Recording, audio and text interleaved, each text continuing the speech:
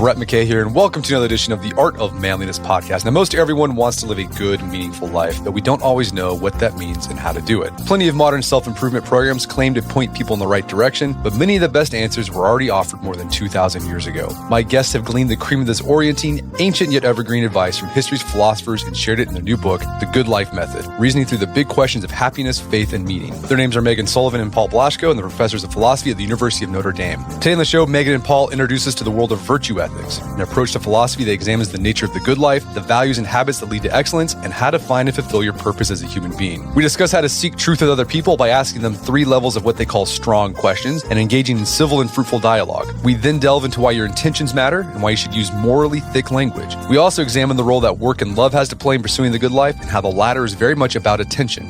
We end our conversation with how a life of eudaimonia, full human flourishing, requires balancing action with contemplation. After the show's over, check out our show notes at aom.is/goodlife.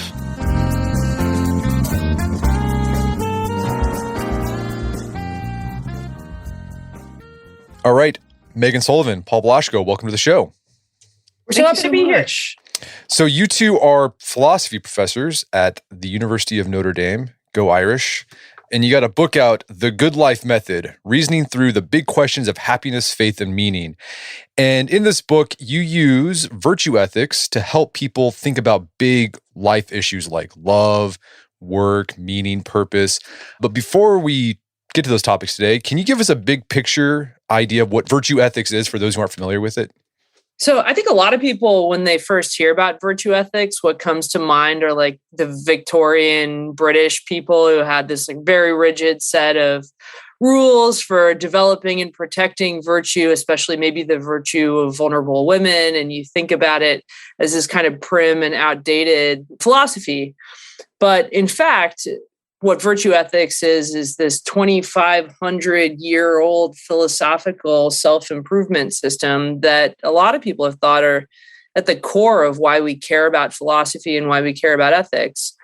And the way I like to explain it to students or to people who I'm just trying to get excited about these ideas to is first understanding what the two terms mean. So when we talk about the ethics in virtue ethics, we're not talking about a system of rules like, always raise your pinky when you drink coffee or always drive on the left-hand side of the road. Instead, we're using ethics more like a work ethic, like a set of goals and principles and values that drive you. And the ethics part of that is trying to identify what those goals are that you have in your sights that you find really motivating and also explain your action in the world. And virtue doesn't necessarily mean a system of social mores and customs. Really, the virtues are meant to be the traits and drives and dimensions of your personality that are helping you fulfill your function as a human being, that are helping you be the kind of person that you are aspiring to be, or an excellent example of a person. And these will oftentimes be pretty demanding, but really interesting virtues that people can have in many different kinds of lives. Virtues like courage and generosity, a deep concern for the truth, a deep concern for love and justice, and the ability to see and notice it in situations where it might be hard to find what the just or loving action is. And so one of the big things that we try to do in our class and in the book is remind people that they already think of like a virtue ethicist. Like we all struggle with these kinds of questions about what sort of person we want to be and whether we're living a good life every day. We just don't know that there's a name for this kind of philosophy and that there might be a more systematic way to approach it. Just to add really briefly onto Meghan's answer, which I totally agree with. The way I explain it to my students is, virtue ethics, at least as Aristotle presents it, and he's sort of the spirit animal of our course and the book. He shows up all over the place. So virtue ethics on the sort of Aristotelian model takes the function or the purpose of human life and it makes it central in asking these questions about how we should live and what makes a good life and what kind of goals that we should have. And so, an easy analogy and one that I think, a lot of intro philosophy classes will use is think about a knife. What's the purpose of a knife? Well, it's to cut things, to chop up carrots and I don't know, whatever knives do. Okay. And so what makes a knife excellent? Well, think about that function and think about what it would take for it to do that well. I mean, it's got to be sharp. It's got to sort of be solid. It's got to be built out of a certain kind of material. So we take that kind of structure and then we apply it to human life. We ask, what's the purpose of human life? What's our function? And then given that purpose, given that function, what would make us excellent beings of the sort that we actually are, excellent human beings? No, I think that's a good description, that there's not any hard or fast rules with virtue ethics. I think a lot of people want that with the philosophy, but I think, as you said, Meghan, people are doing virtue ethics all the time. Life is sort of messy and they don't know, like, well, what's the right thing to do here? And when you're thinking like that, you are being a virtue ethicist. Oh, yeah, absolutely. And I think one of the really exciting things about coming to study virtue ethics is realizing in a really empowering way how many ethical questions permeate your life. Like this idea of what's the most generous or kind way to craft this email that I'm about to send at work? Or what is a really just way of running a meeting? Ethics isn't just this domain of should I launch the nuclear missiles, or only concerning issues of life and death or things that are in the headlines of the New York Times. But in fact, this realizing the day-to-day habits and activities that we spend time thinking about how we want to do them and what our style is going to be. These can be questions that also are influencing the kind of person that we're becoming in ways that are really the heart of all of ethics. Okay, so for Aristotle, living the good life for humans meant living a life, what he called of eudaimonia, or flourishing. So it's like figuring out what the purpose of humans are and then try and achieve that. So for Aristotle, what did human flourishing look like? Yeah, so one of the really important places to start for Aristotle is this question that you've identified. What is our function? What is our purpose? And one way that the Greeks and the ancient philosophers like to approach this question is to ask, what sets us apart from every other kind of creature, every other kind of being? And even just sort of, reflecting on this question, I think one property that comes to mind immediately is, well, we can reason, we can reflect on things, we can use that to guide our lives and to shape the decisions that we're making. So for Aristotle, really crucially, a life of flourishing, a life where you're achieving what he calls eudaimonia, which is, sometimes just translated happiness, sometimes translated flourishing. But a life that looks like that is going to be one where you're using that distinctively human capacity to reflect on and make decisions about what you think constitutes a good life.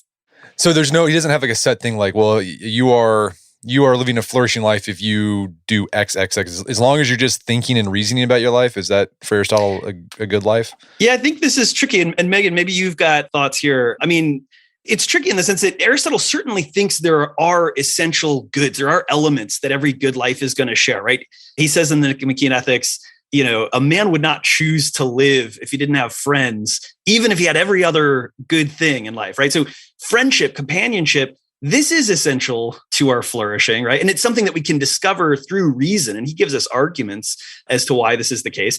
And there are other things like this. So there are certain things that he thinks every good life is going to have, but he's not really prescriptive about exactly what that'll look like, right? It's not like, a good life is going to follow a template or there's a rule that you can use to just say like, okay, in this situation, here are the considerations and boom, like here's the output.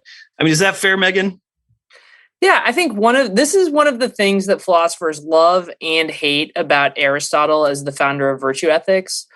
On the love side, he spends a lot of time in his book about happiness and human flourishing, the Nicomachean Ethics, going through specific virtues like courage or prudence and telling you, like, here's how to determine whether or not you're acting courageously when you get confused. Like courage is going to be the mean, for instance, between being a coward and being reckless. And he tries to give you guidance, but he also keeps reiterating that how courage manifests in your particular life and whether or not you're truly being courageous or being reckless or being cowardly is going to depend on really specific features of your situation and who you are. And this should make sense to us, right? Like courage for a Spartan helot is going to look so different than courage for a 2022 American philosophy professor.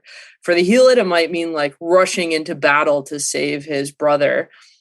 For a 2022 philosophy professor, courage might mean going on a national podcast and trying to answer philosophy questions, right? Like it's just like the kinds of situations that we're in are going to manifest what's really excellent about human lives in really different ways.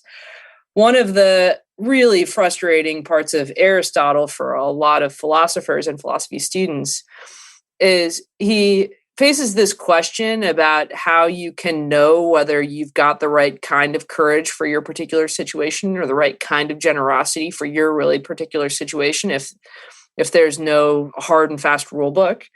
And the best he can tell us on this is that in the course of trying to develop a good life, you develop this other virtue called phronesis, or practical wisdom, which is basically the virtue of knowing what to do. And people find this really frustrating because it just seems to not answer any of our questions anymore. Like what would a good person do at this faculty meeting tomorrow? Or how would a good person parent their child when the new iPhone comes online? And the best the Aristotelian can say is hopefully you've gotten to this point in your life where you also have this virtue of discernment and judgment, which can tell you what all the other virtues are going to look like in your own particular circumstances. And then, the Aristotle and the virtue ethicists tend to get this question of like, well, how do I know if I've got that virtue? And that's why this debate has raged on and on. No, we've had Barry Schwartz on the podcast talk about his book Practical Wisdom, where he talks about phronesis. And yeah, it is frustrating because it's like, well, how do you know you're doing it? It's like, well, Aristotle says, well, you develop it like a carpenter learns how to do carpentry. You have to do it, and by doing it, you learn it. And there's no rules. Well, you follow this, and you are exercising phronesis. Like, well, no, you just kind of know. I certainly find this, I found it very frustrating as an undergraduate, like learning Aristotle. I just kept thinking, yeah, but what's the answer? Like, just tell me, like, how do I figure out what to do? I find as I sort of go through life and go through different changes, like having kids or, trying to figure out a job, I find that the picture actually makes a lot more sense to me. So one thing that Aristotle cares a lot about is that we're comparing our theory, that we're reflecting and sort of coming up with theories about the world, but that we're constantly comparing that with the experience of living. And that we use that experience sometimes to falsify the theory, to say, you know what, I really thought, I had a good grasp on theoretically how to make these decisions, but turns out I don't. In my case, as a parent having kids, I read all the books about how do you raise your kids and what are the 1, 2, 3 rule, all these things. And then the minute that you actually have kids and you find yourself in that situation, it's a lot more like the kind of activities you were referencing a second ago, like carpentry or some complex activity that you're just kind of sorting through and figuring out as you go. And it doesn't mean that there's no sort of better or worse way to do it. It just means that, the activity itself is more complex than we can sort of, boil down into a simple kind of 2 or 3 part rule-based theory. So I don't know. I find this as I get older. I mean, I'm not that old, but as I get older, this sort of picture makes more and more sense to me. One criticism I've seen levied at virtue ethics is that it can be relativistic. Right. So like you were saying, Meghan, what's courage for a Spartan? Well, it's going to be different for someone living in a philosophy professor in 2022. It's just, it's going to change depending on the person. So what would be the response to that? It depends a little bit on what you mean by relativism. This is a live, scholarly, nerdy philosophy debate right now, is how much Aristotle fits into our current categories of relativism or absolutism. When I think of moral relativists or relativists about the good life, I think about folks who think that whatever view you currently have about your particular life right now has got to be that's all there is to the truth about the good life. So you ask me, Meghan, do you think that you are a happy philosopher in the year 2022? If I say, yes, I am, then that's the correct answer. If I say, no, I'm not, that's also the correct answer. However I judge my particular situation is all there is to the truth of the matter. If that's how we understand relativism, and likewise for Paul, totally the truth about whether or not you are doing well or living the good life just depends on your particular perspective. If that's what I mean by relativism, Aristotle is definitely not a relativist. Because Aristotle and most virtue ethicists think that you could be mistaken about whether or not you are living the good life. It's not just a matter of how you feel or how you judge your particular life at a particular moment. In fact, we know on reflection that there are periods of our life when we thought things were going really well. And in fact, objectively speaking, they weren't. We thought we were being courageous, but in fact, we were making a really reckless decision. And so if you think that believing that there are some objective standards for happiness or goals that we really have to be working intellectually to get in our sights and questions we should be asking ourselves about whether or not we're doing it right. then virtue ethicist says, absolutely. Aristotle uses this metaphor that I really love in the Nicomachean Ethics, where he says we're like archers when it comes to happiness, and we're always trying to get the goal in our sights. And it would be so much easier to make all of these other decisions in our lives if we could finally just like nail down what the goal is that we're shooting at. But in fact, we spend so much of our lives really just trying to figure out what the goal is and wondering what it is. If you take that kind of goal, like shooting an arrow at a target metaphor seriously, you got to believe that there's a target out there that's outside of you that you could get your head around. And so for these reasons, I think that at least the modern idea of relativism doesn't really capture what the kind of advice that somebody like Aristotle is giving us. Okay, let's dig into how do you figure out what a flourishing life is for you? Because you have a whole chapter to that. And you both argue that you need, in order to figure that out, you have to start asking yourself and other people too, what you call strong questions. What are strong questions? Yeah, so I think, one of the key features of strong questions is that they're genuinely questions. So in the book, one of the distinctions that we make is between what we call prosecutor questions and dinner party questions. So I can certainly ask somebody what looks like a question, but really in an attempt just to get them on the record. I mean, this, happens sometimes, unfortunately, like with my family at holidays. I'll say like, Mom, you sent me this article about vaccines. Like, do you really think, and it sounds like I'm a prosecutor. It sounds like I'm, putting her on the stand, and for the record, I want her to say something so that, I can be outraged, or so that other people can kind of jump in and argue.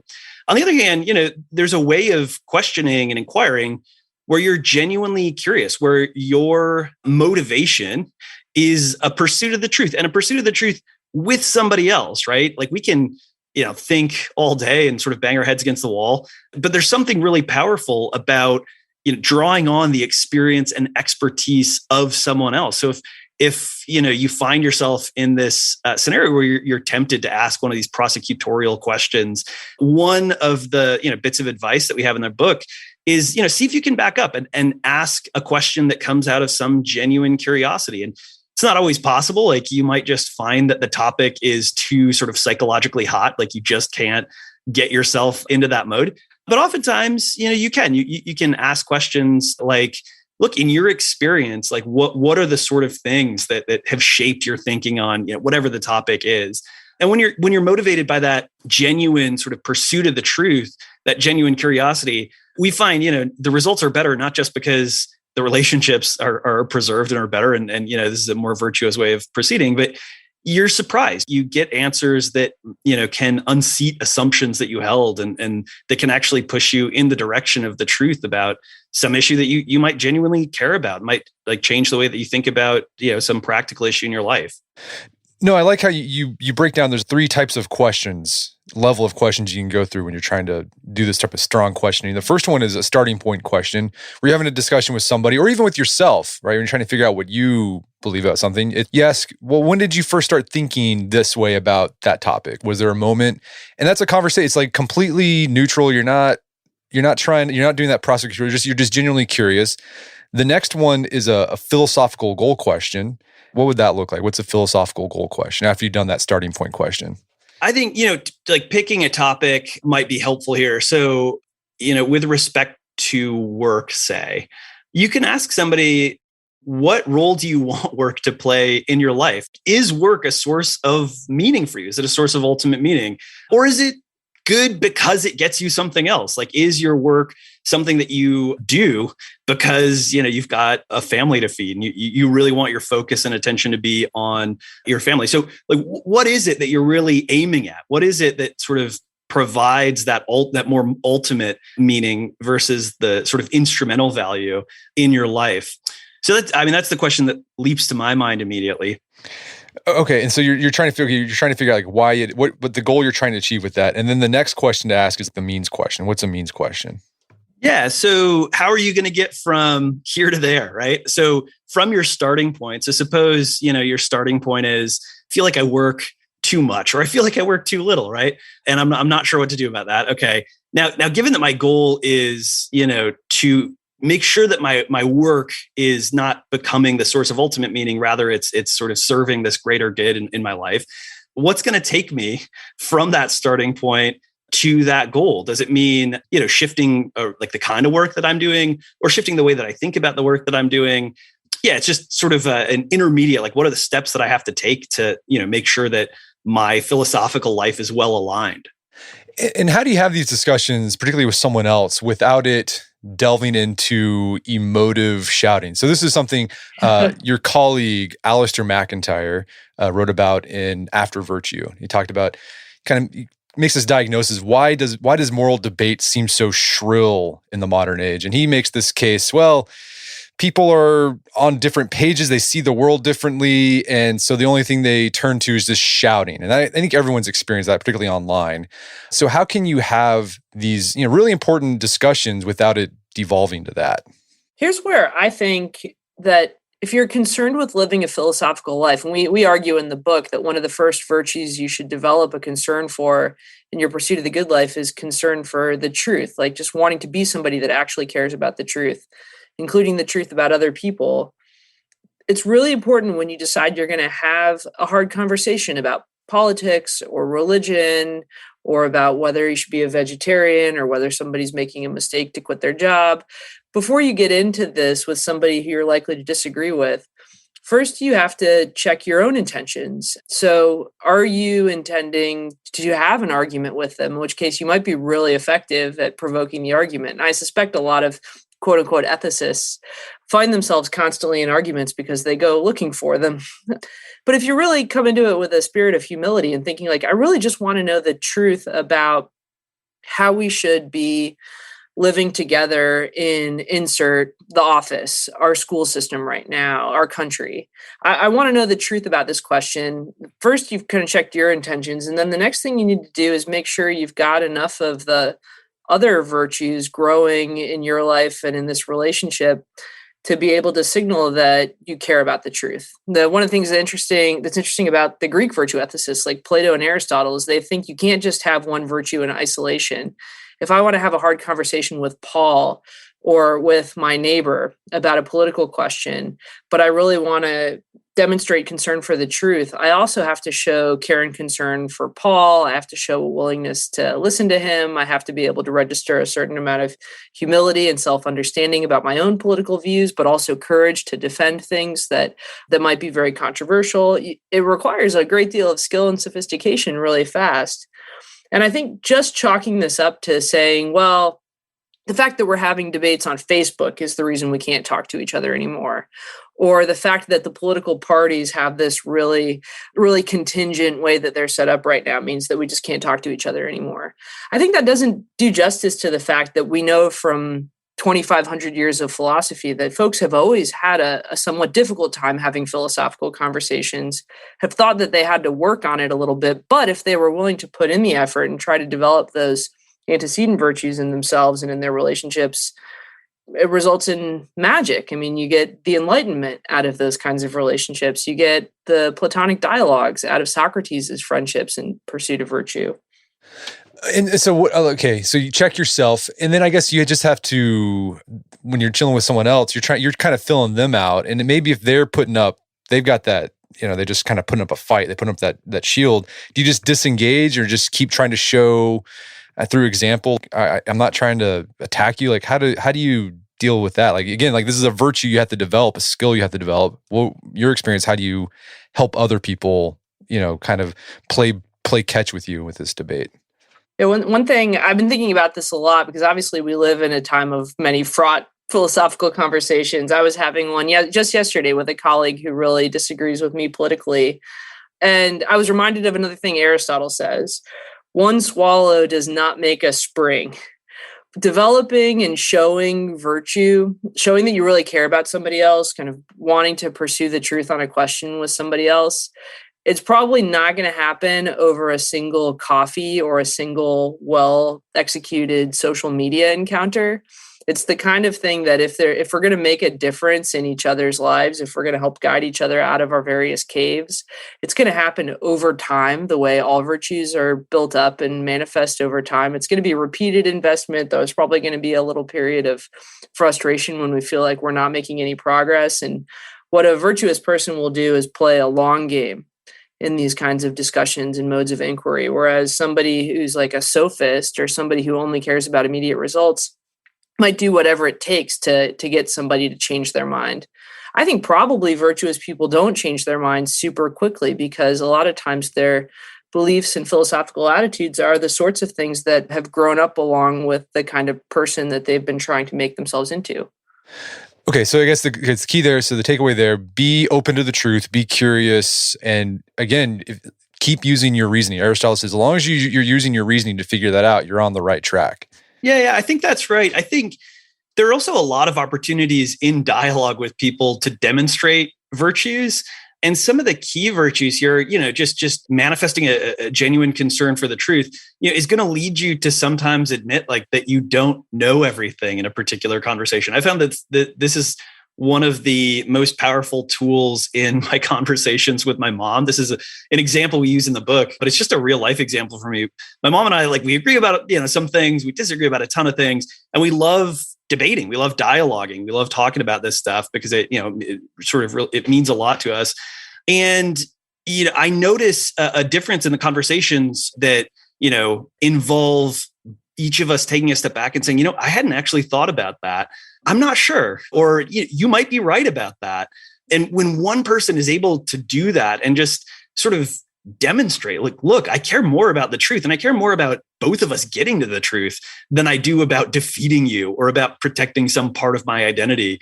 I find that's a really powerful thing. Now, like Meghan mentions, this is something that really is most likely to happen, most natural in the context of a personal relationship.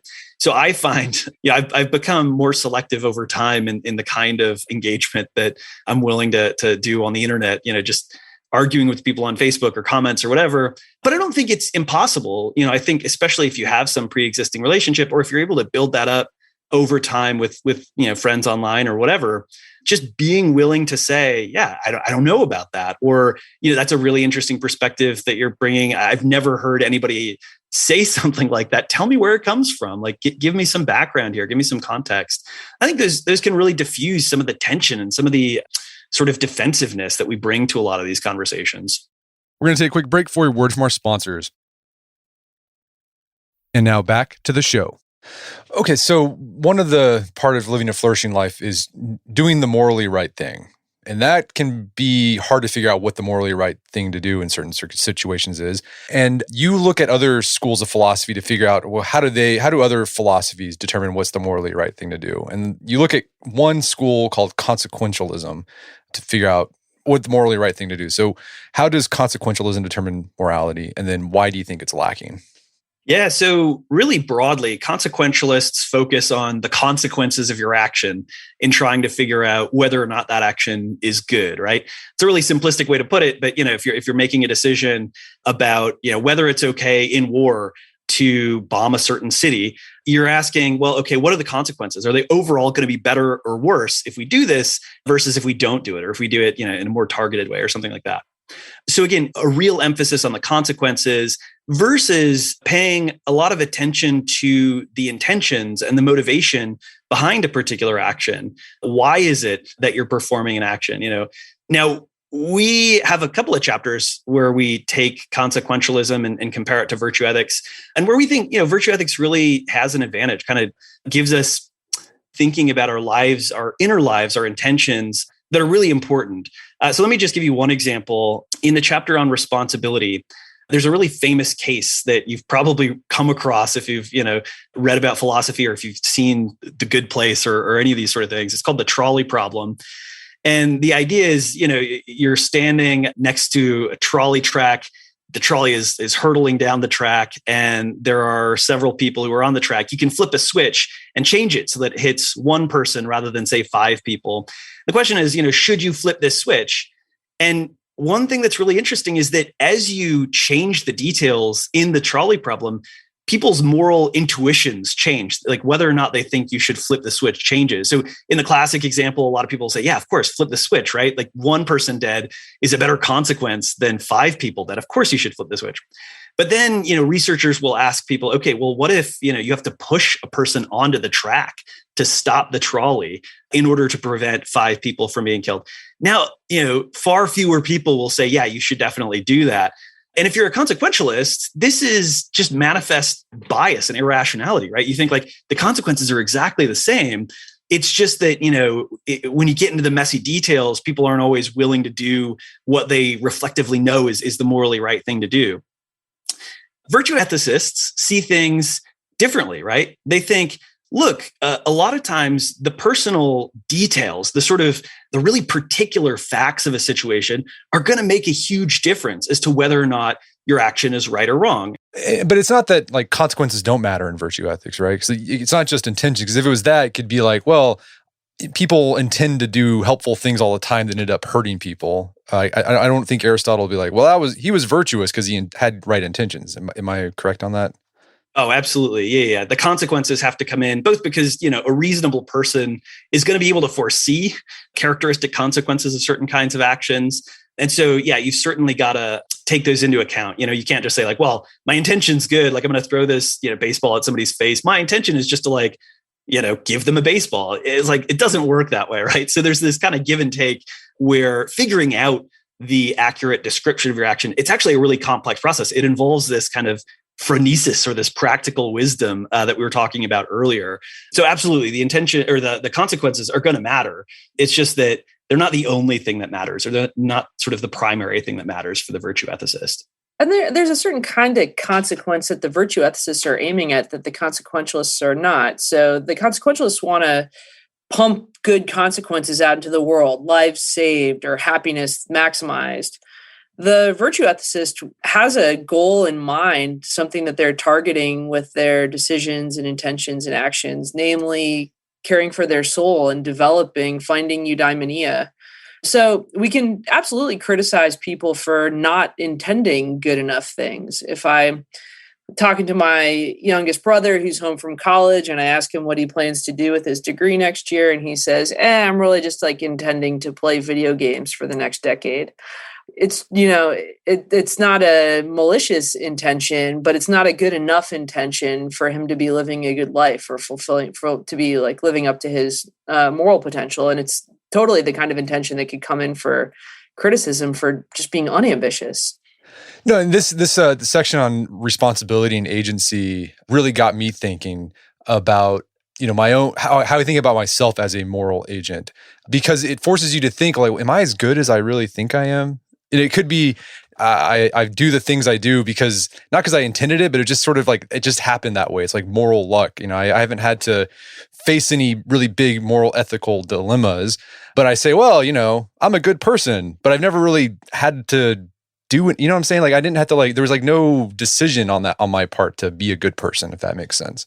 Yeah, at least two really important issues that you're raising here. One is, having this self-knowledge, knowing whether you actually have the virtues. That's really hard, right? And a lot of times we don't know, or we can't know unless our virtues have been tested in some significant way. And I don't know, I think there's a lot of literature. There are a lot of great movies or novels written about this question. Somebody's tested and their whole life is upended because they realize gosh, I thought I was a courageous person. And when the moment came to act, I couldn't do it. And so how do I reconcile my view of myself? Another really important issue that you bring up and that we talk a little bit about in the book, in our class that the book is based on, is this question of how our environment and how our situation impacts our actions, the things that we do. There's, a whole field now in philosophy devoted to asking this question. It's often called situationism. And, there's empirical evidence that our situation, the environment that we, partly create and help create around ourselves, but also that we just find ourselves in, it has a huge impact on what we end up doing.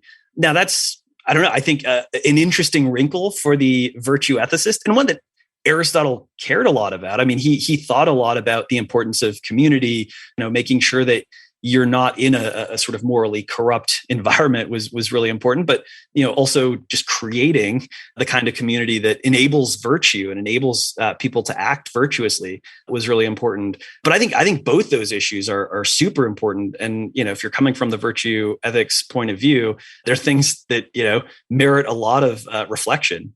It reminded me of a quote from Nietzsche, who I've heard, I think Robert Solomon He's like a Nietzsche expert, described Nietzsche as sort of kind of a virtue ethicist in some ways. Oh, yeah. And he said this, he said, "Verily, I have often laughed at the weaklings who thought themselves good because they had no claws."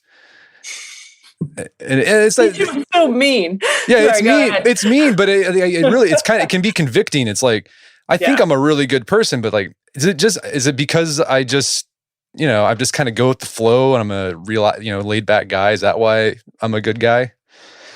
So, and this gets to the point you make the argument you challenge people to do is to come up, develop some morally thick stories about yourself, like ethically thick stories about yourself. What do you mean by that?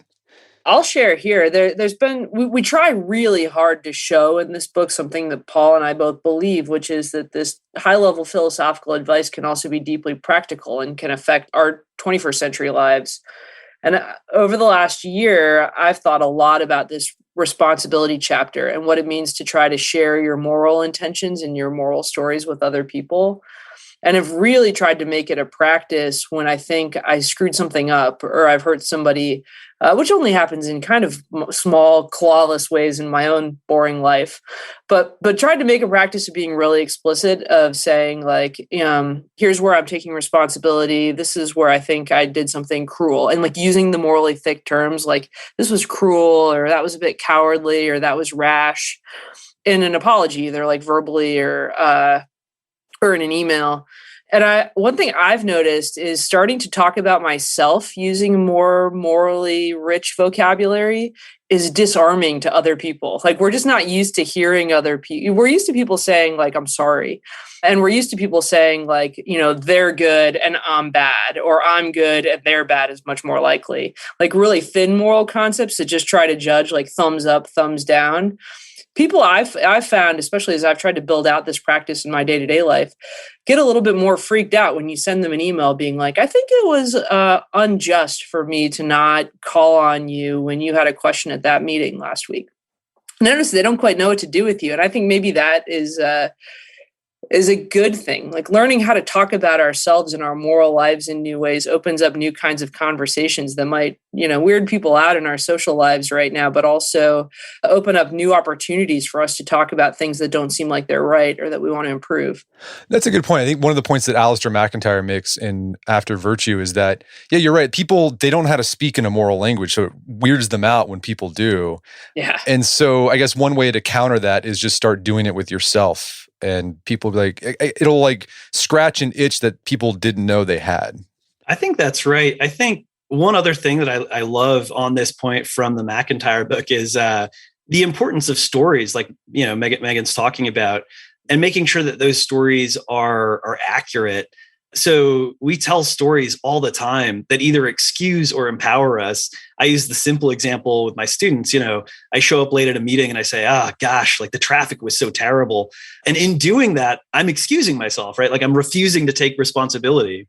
Maybe rightly so. Maybe the traffic was terrible and it was unpredictable. But another way I could go is, I could say, look, I didn't care enough to predict how bad the traffic was going to be. I didn't sort of get up early enough or whatever it might be.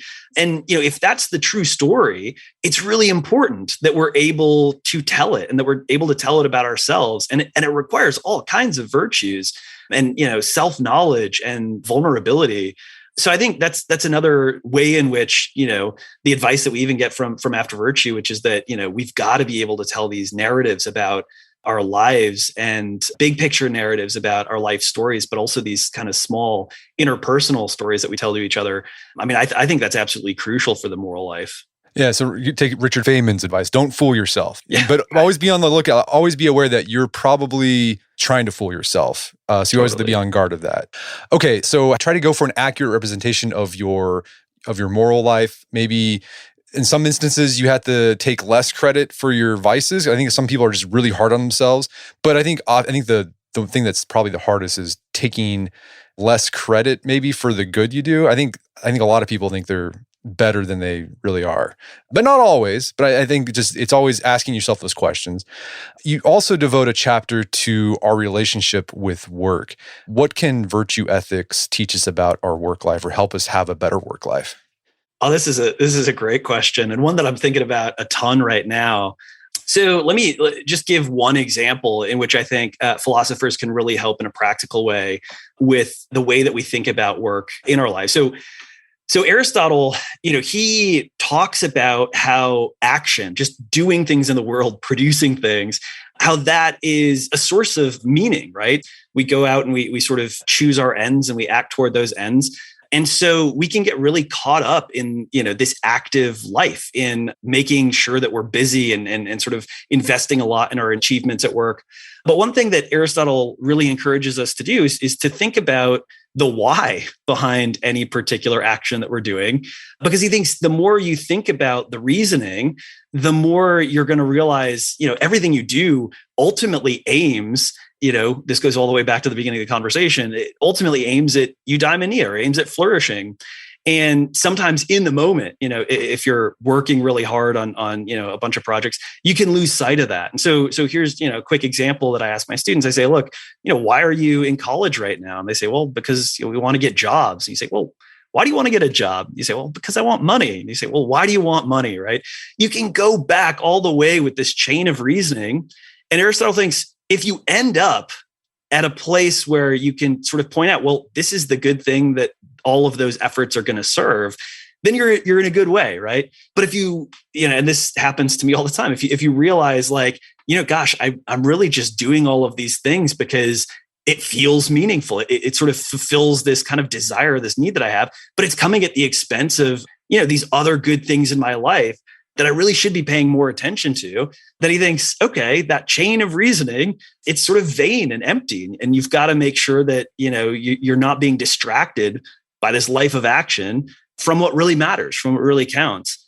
So that's just one sort of way in which this distinction, I think, can help us sort out what's actually essential in the work that we're doing from what just feels essential or feels really meaningful. But I think there's a lot of philosophers who help us think about these exact kind of issues.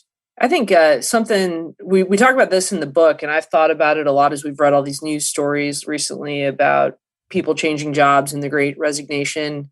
We live in a version of capitalism where a lot of really well-meaning workplaces claim to satisfy our deepest philosophical needs. So like the case study we use in the book is Airbnb really selling their employees on this idea that they're a family.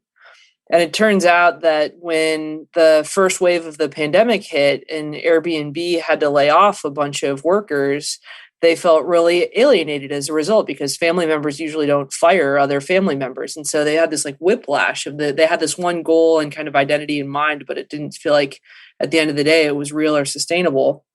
I think we all want to be part of wonderful workplaces, but understanding the distinctive kinds of common goods that a workplace can promote or not, which kinds of work maybe will never have a common good behind it, or which kinds of goods a workplace can supply and which other goods we need to get elsewhere in our lives. Those are really live questions, especially for folks who are just in the middle or at the beginnings of their careers right now.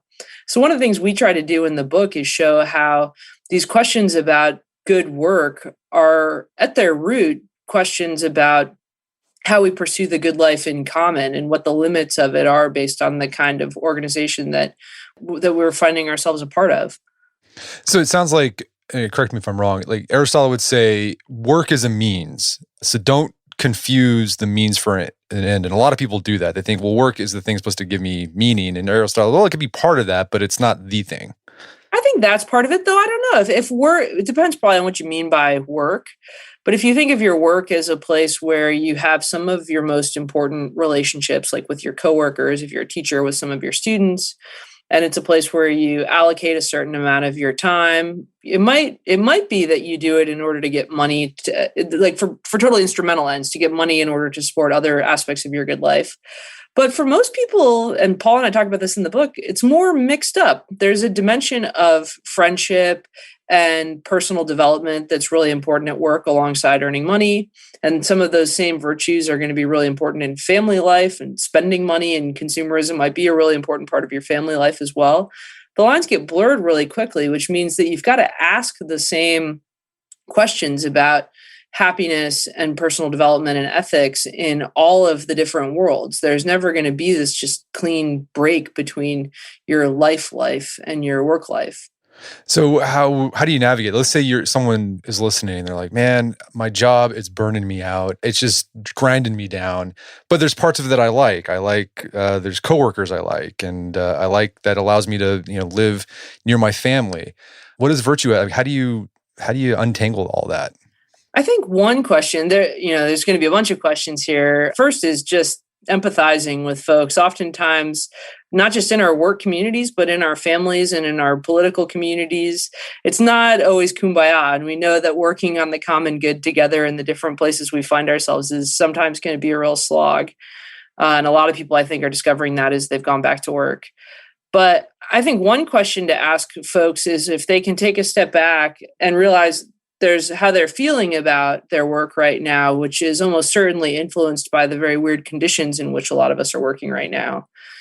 But that's the question of how you feel about happiness. What about the philosophical question? What kind of person is this investment making you into? How are you developing virtues in your workplace? Are you developing capacities or forms of agency that are enabling you in other parts of your life to grow and to pursue eudaimonia? If the answer to those questions are no, probably you need to really rethink how you're making this huge investment in your life. But if the answers to those questions are yes, kind of, which I think for a lot of us it is, they realize I'll take a concrete case study. My mom, she's a receptionist in a dental office. Her job is super hard. She's yelling at people to wear face masks all day. She's filling out healthcare billing reports. She does not have the kind of job that causes her to feel happiness every single minute of the workday. But she loves her job and finds it quite meaningful. And if you ask her why, it's because she has this morally thick story that's true in her mind about how when she does her job really well, it helps people get dental care that they really need, and that's meaningful for her. She really loves her coworkers, and she likes celebrating their birthdays and observing life with them. When they have babies, the whole family gets together in the office and celebrates that life together. Work is a place where she develops these really and expresses these really important social virtues. At the end of the day, does she think that her particular work would be irreplaceable by really smart dental billing AI 20 years from now? No, definitely not. But she also thinks that she doesn't need that kind of permanence or all-encompassing nature of work for it to be meaningful. All she needs is those two true stories about helping people get their cavities filled and the particular people in her office that she loves and gets to care for when she's on her game at work. Okay, so another section you devote to is about love. And you all make the case that we often think of love as a verb, right? It's action. And Aristotle would say, yeah, it's there is a part of that where it's action oriented, but you also say that love is about attention. What do you mean by that?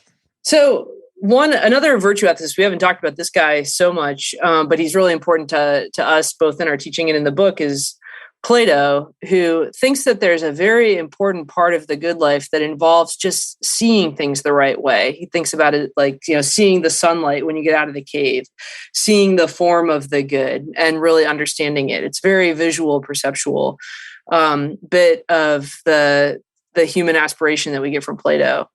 And in the Love book, we introduce readers to a Neoplatonist philosopher, Iris Murdoch, who thinks that the essence of love in the good life is not what we oftentimes think it is. We oftentimes think that loving other people is doing things to them or for them.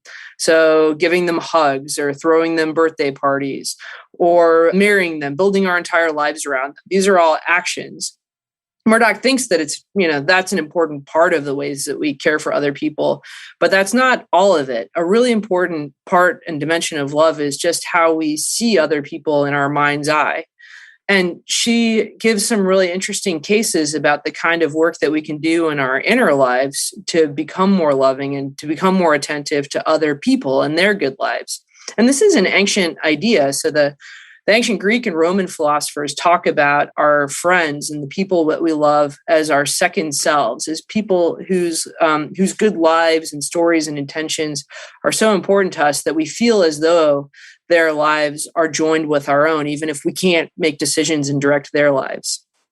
One of the things we try to do in the book is, one, just introduce these ideas, which can seem a little mystical at first. This is totally true of Plato's philosophy. It can seem a little mystic, but actually, once you start to think about it in terms of practices for how you think about people in your life, you realize that it's deepening how you appreciate them and how you're able to access some of the goods of love and friendship in your life. Okay, so how do you develop that attention, that sort of loving attention?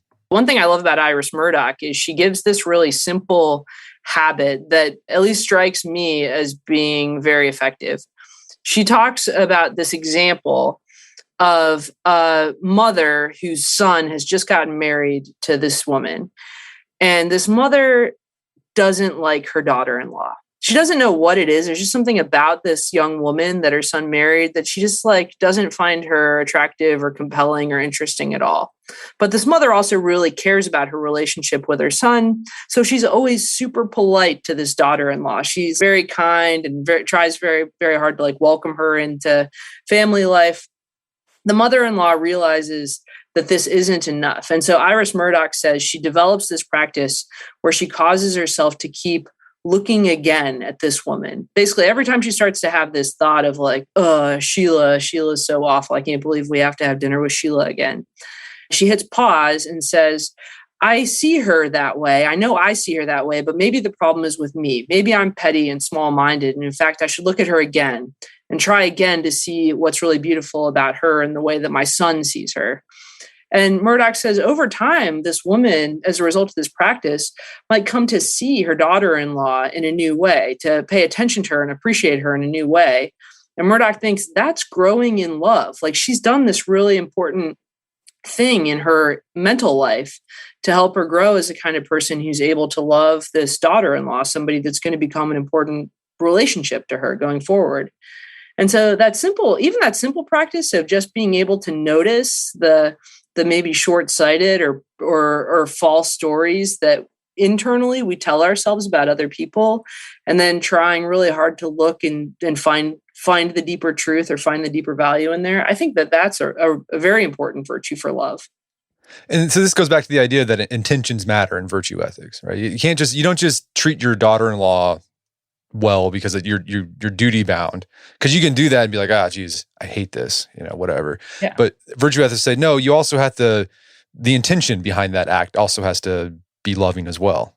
Yeah. And it also is a way of seeing how the intentions of the other person, like the inner life, the richness of that inner life, can really impact how you relate to them, right? So another practice that we recommend in that chapter for cultivating loving attention is reading literature, like reading great novels and watching great films or reading great poems.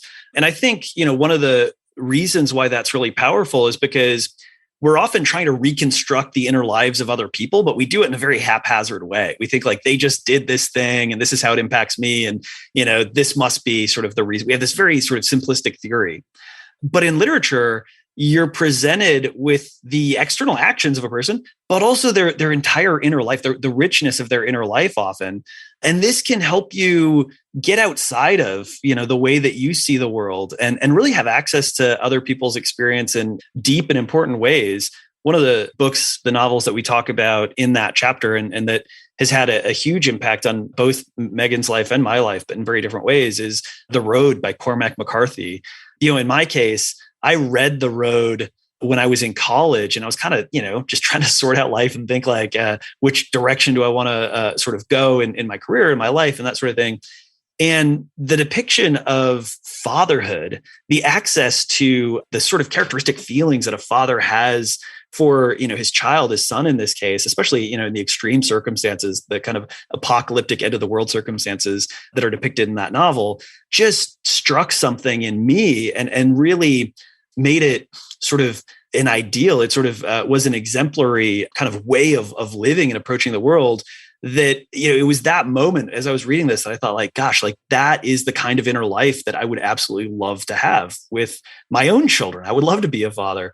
So I think, reading literature, just picking up novels, especially if the protagonists of the characters are very different from you and have very different life experiences, It's just another way that you can cultivate this attentiveness to the way that different people approach the world.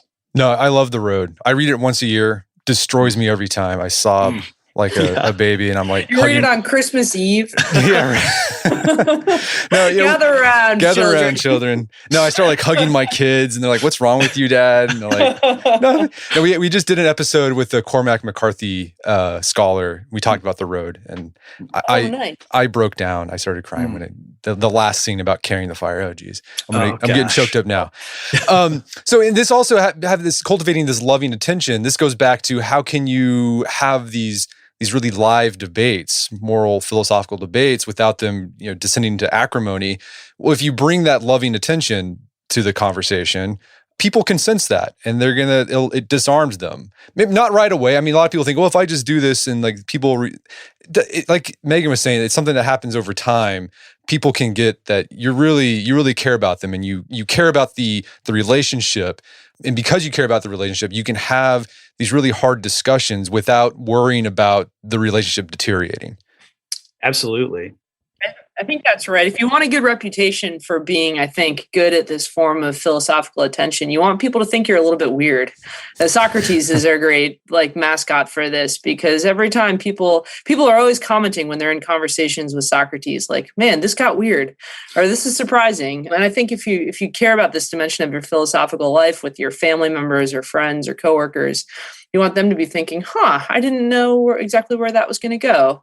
All right, so be weird. Like, you want to throw people off. So the final part you discuss in the book is how do you balance action and contemplation? And one of the things I'm drawn to Nicomachean, Aristotelian virtue ethics is it's very practical, because it's just like it can help you answer questions about what to do in just sort of a work a day. Like, it answers those, Tuesday morning questions, right? It's like, what am I supposed to do at work, or when the kids are, getting kicked out of school? I mean, virtue ethics can help with that.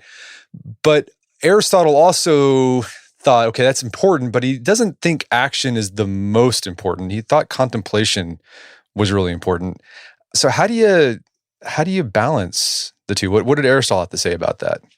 Aristotle is he's really perplexed by this question. You read the Nicomachean Ethics, like you said, Brad, and the first 8 chapters of the book that we've got are pretty practical, and he bills it as a practical guide to happiness through philosophy. But he gets to the end and he's like, I don't think I've captured what happiness is for humans. And he thinks back to his teacher, Plato, who thought that attention and contemplation and understanding the world are really important dimensions of what it is for creatures like us to be who we are. And Aristotle kind of is like, he's thinking about how he can reconcile that with everything he said about developing courage and generosity in friendships. The way we think about this really, age-old problem in virtue ethics is if you think that action alone is going to help you achieve eudaimonia, there are going to be 3 kinds of problems that are going to be very hard for you to solve. First, if you only pursue a life of action, you face this problem of sometimes your best laid, most intentional, well-reasoned projects are still going to fail.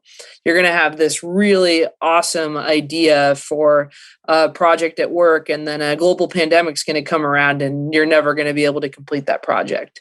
So if you tie your happiness entirely to the life of action, there's going to be parts of it that are extraordinarily vulnerable to things outside of your control, which, sucks if it's something as important as the meaning of your life on the line. The second thing that the life of action is going to fall short on is if you succeed in all of your projects. So you think that developing courage and generosity and friendships are the crux of the good life. What happens when your friends die? What happens when you've invested yourself thoroughly in raising children and family life, but then you've succeeded and your children move away and start their own families? Or you've invested yourself so thoroughly in finding the common good at work, but then you retire? What's going to backstop or be your goal that you're searching for after that if you've only ever been pursuing the life of action? And then finally, and something Aristotle spends a lot of time on at the end of the book, is this idea that there's something special about humans in the fact that we ask these philosophical questions to begin with. We wonder about things, we analyze things, we notice metaphors or similarities in things. And a lot of that noticing and thinking sometimes has nothing to do with what we're going to plan next. That part of us needs to be fed and nurtured, and that's our contemplative part.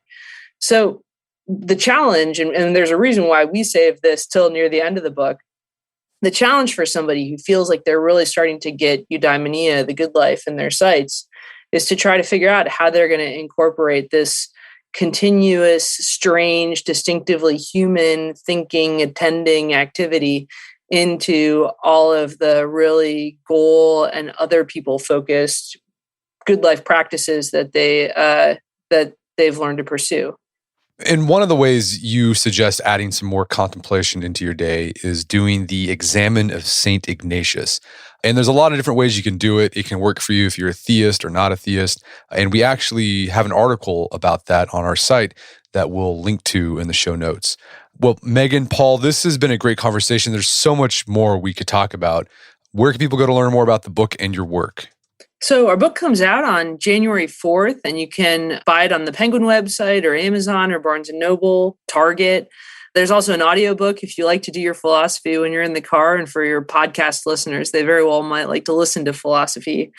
And then, of course, you can Google us, look at God and the Good Life at the University of Notre Dame if you want to see what we teach here. And we're just so excited to hear from people who are trying to build some more intentional philosophical practices into their lives this year. Well, Meghan Sullivan, Paul Blaschko, thanks for your time. It's been a pleasure. Thank you so much, Brett. My guests today were Meghan Sullivan and Paul Blaschko. They're the co-authors of the book, The Good Life Method. It's available on Amazon.com and bookstores everywhere. Make sure to check out our show notes at aom.is/goodlife, where you can find links to resources where you can delve deeper into this topic.